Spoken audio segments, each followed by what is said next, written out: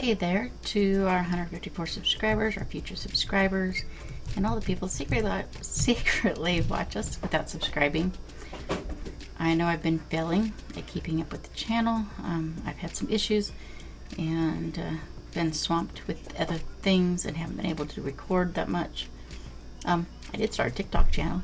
Maybe I'll share that in this video if I remember to put it in the description. We'll see. But today we're going to talk about The Outsiders, which I'm sure most people have either read the book or watched the movie or both. If you haven't, I do recommend it.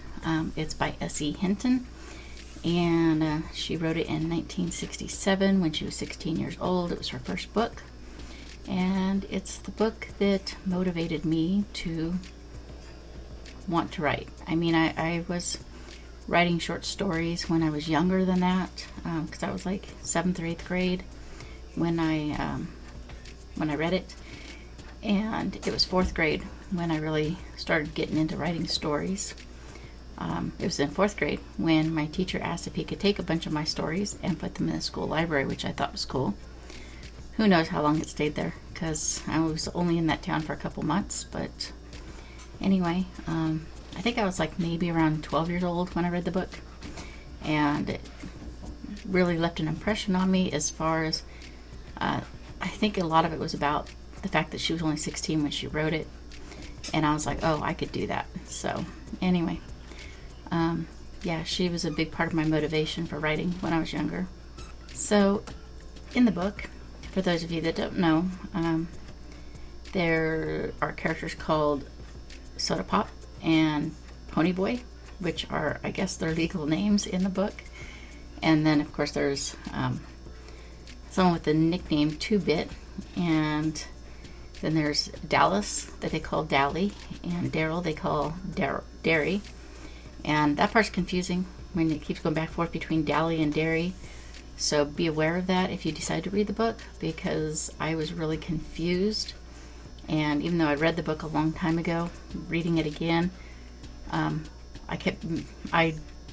forgot that there was two characters with such close names, and I kept thinking they were the same person, and then it was like not making sense, and I kept thinking there was a lot of inconsistencies, and I really don't think there's all that many inconsistencies, surprisingly, especially considering the book's so old and it was written by somebody so young. You would think there would be, but I think for the most part the story's pretty consistent.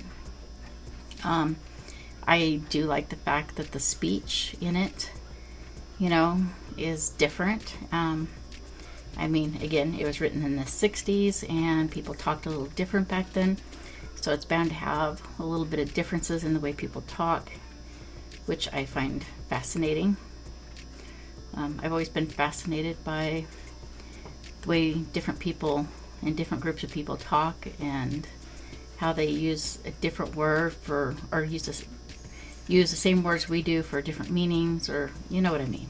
And so like the slang changes over the years, and I find it interesting, and that was one of the things I was fascinated with when I was editing my husband's first book. Was he uses a lot of slang that I'm not used to. Well, I'm getting used to now, but I wasn't at the time. So anyway, I don't remember a whole lot about the book from when I was younger, because I did see the movie, and so I think a lot of my memories were about the movie because I seen it afterwards, and so the movie kind of filled in blanks that that were there from the book. So things that I was unsure of while reading it, the movie kind of cemented memories in the middle there. So I can't really compare the differences between when I first read it and when I read it this time, but I guarantee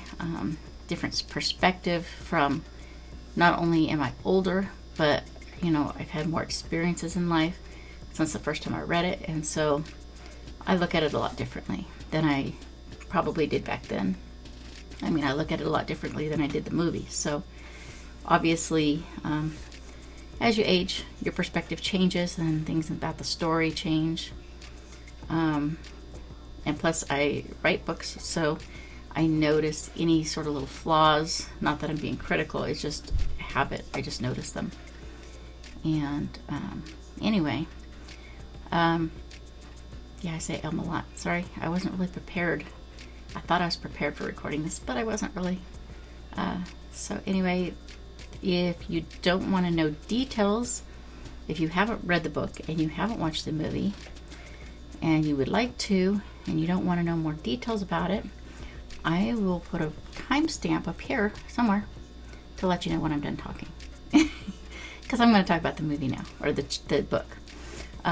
So in the story, it's about these teenagers, and there's a couple of them that, well, there's two younger ones that are living with their older brother because the parents died, and so he's raising them, and they're all kind of living in the hood, and they've got like a group of teenagers that they call the greasers, and there's a group of other kids on a more richer side of town.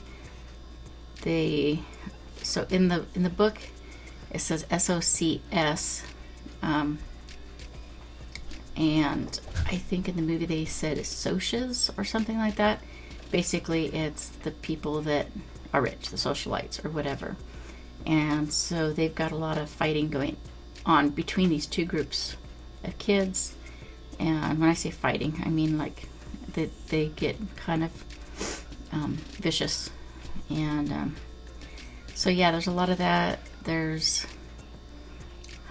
so in the story, the main thing about the story is, so between all this fighting, a couple of the kids, the younger ones, they're out one night and they run into the socias that they had had an issue with previously the same day or same evening, and they get attacked by this group. It's just two kids getting attacked by a group of older kids, and one of them is being held, his head held underwater, and he's drowning, and his other friend happens to have a knife on him. Am I allowed to say this on YouTube?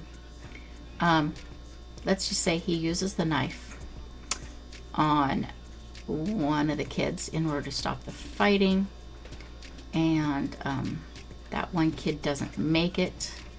His friends all run away, and then the two greasers that were getting attacked get scared and they run away, and they're hiding out for a while, and then they decide they're going to go and turn themselves in. And on the way to turn themselves in, they notice a fire at the building where they had been staying because they went to eat breakfast or whatever. And when they went back by there, the place was on fire. There's a whole bunch of people, and they stopped to see what was going on because they thought maybe they had left a lit cigarette and it caught on fire or something. And so they find out there's a bunch of young kids in the building that's on fire, and so the two younger boys go in to rescue the other real young kids. And then one of their older friends, the one that was giving them a ride to breakfast, he ends up having to put a fire out on one of them as he gets out, and then the other one's trapped in the building and he has to rescue him. And they get taken to the hospital, and the one that was trapped in the building that had to be rescued, his injuries were pretty severe, and instead of getting in trouble for what he did to the kid from the other group earlier, days earlier, they are praising him on the news because he saved a bunch of children, and but he doesn't survive his injuries from the fire. And so that's how that story goes. And so anyway,